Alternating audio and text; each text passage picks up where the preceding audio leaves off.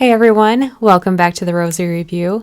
I had just watched a recent episode of Megyn Kelly on the Megyn Kelly Show, and she did it with guest host Mike Rowe. And if you don't know who Mike Rowe is, he's probably most known for doing several different series of TV shows, but the most notable is Dirty Jobs. He also did How America Works, and then there was another really well-known one called Somebody's Gotta Do It. So a lot of his background has to do with kind of promoting the trades, getting into basically kind of like the backbone of America, like the jobs that really actually built America. So these two were recently on the same list, however, in quite different ways. Megyn Kelly was honored on the list as, who is she? Was she like a leader? She was honored as a leader. Mike Rowe actually authored someone else's bio who was on the list. So let's watch this clip and see what that was all about. Well, we were talking about this in the break privately, but I'm sure you'll talk about it publicly here. But this is not the first time somebody has at random just called you up and asked you to do something and you have no idea why they chose you. Recently, I was once again on the Time 100 list. Oh, congratulations. Yes, thank you very much. They basically needed a conservative quota filled. So they do a write-up in Time magazine about you, and I knew that from the first time. It was the first time. Yeah, but the first time it happened, they actually asked me who I wanted to have write it up, and I said my boss, Britt Hume, and he did it. But this time around, they never asked. I figured out maybe they don't do those anymore. Whatever. Then I read it. It hit online, and it was Lara Trump who wrote it up. A lovely, lovely little like blurb about yours truly. She didn't tell me she was doing it. I know her a little. Yeah. Not well. I texted her immediately, like, this is so kind of you. She's very busy. I'm like, I really, really appreciate it. Like, very grateful. Didn't have to do it, but you did. You got one of these. Well, you were also on the Time 100-ish. Yes, I was on the same list you were, just not as one of the most influential people. I was one of the 100 people chosen to write about one of the most influential people, like Lara Trump. And for whatever reason, Time asked me to write 150 words, no more, no less, okay, about Joe Rogan. And I did. So why? And you don't know why you guys are not like really close, you and he? I've done a show once, and it went very well. And what I said about Joe in my write-up was, I can't tell you that I enjoyed every moment of my interview with Joe Rogan, but that's only because he didn't interview me. He talked to me, and that's his secret sauce. Yeah. When he gets it right, and he often does, it's a conversation. Yep. And I'll tell you, again, I'm not telling you anything you don't know, but you can bullshit anybody for 20 minutes or an hour, maybe. Probably not 90. Definitely not 2. Mm-hmm. And you sure as hell can't do it for 3. So true. So you get in the third hour of a conversation with the leader of a country or a CEO of a company, you're going to get a version of you're going to get something authentic, for better or worse. Mm-hmm. And, you know, I can't listen to his podcast all the time because I don't have 3 hours at a time to do it. Right.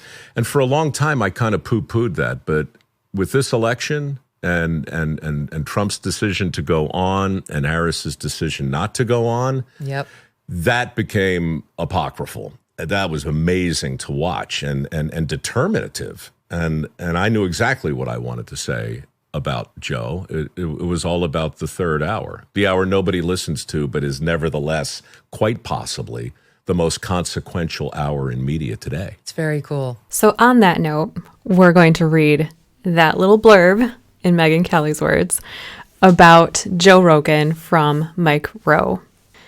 I'd like to tell you that I enjoyed every moment of my interview with Joe Rogan, but that wouldn't be entirely true. Because Joe Rogan didn't interview me, he talked to me. For over 3 hours, we had ourselves a chat. The same kind of chat that he's had with comedians and kickboxers, inventors, and iconoclasts. Iconoclasts? Dilettantes and devotees, physicians, and politicians, an authentic conversation with no agenda, fueled by his own insatiable curiosity and all the time in the world.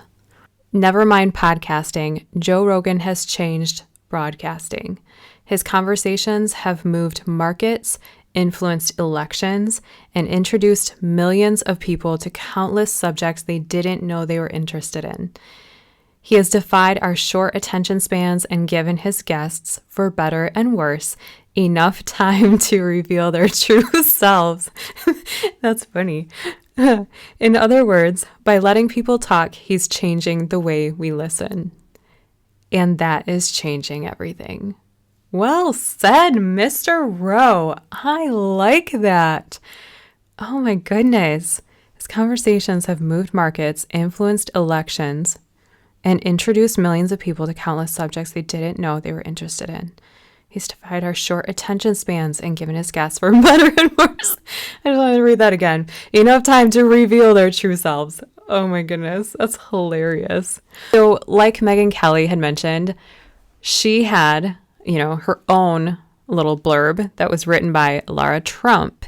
And that is because she herself made the list. She is in the leaders category on the Time 100 list. And as such, Lara Trump, who's actually obviously known for her last name, she is married to Eric Trump, who is the son of Donald Trump, our president.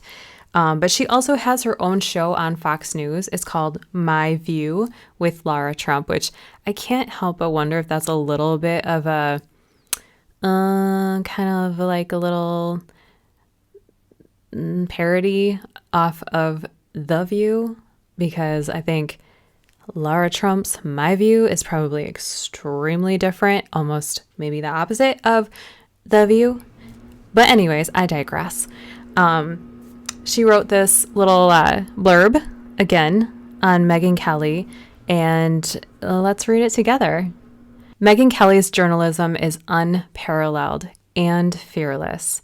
In 2024, she redefined media by talking about the toughest issues and engaging audiences across the spectrum. Megyn's sharp intellect and unwavering commitment to honest discourse have not only shaped public opinion, but undoubtedly inspired a new generation of journalists. She's a trailblazer who isn't afraid to voice where she stands on any given issue, and her impact on the media landscape is undeniable. In March, she announced the launch of a new podcast network, MK Media, highlighting other standout perspectives. As someone who values strong, independent female voices, I couldn't be prouder to see her recognized among the world's most influential people. Megyn Kelly is a force. And she is. Those were powerful words. Megyn Kelly is a force. She definitely gives voice to the other side of things, and I appreciate that. Thanks for joining me today for just breaking that down a little bit more and reviewing this little section of the Megyn Kelly Show. Click that like button, subscribe, and I'll see you next time. God bless.